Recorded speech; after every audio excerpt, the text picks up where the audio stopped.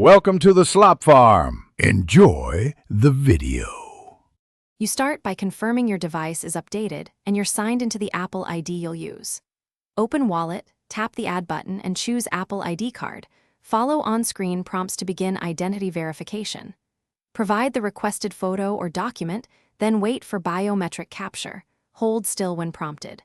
Once done, the card is added to Wallet.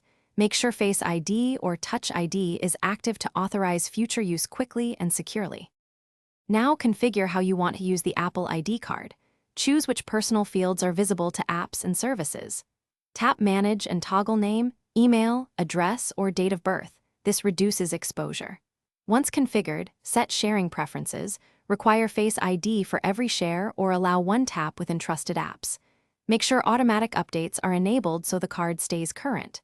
These choices balance convenience and privacy, so adjust according to context. To use the card, open Wallet and tap it when an app or website requests identity. Authenticate with Face ID or Touch ID to complete the exchange.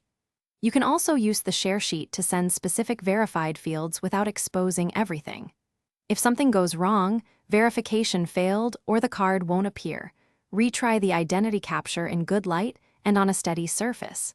If problems persist, sign out and back into Apple ID or Thanks for watching. Consider subscribing if we helped you today.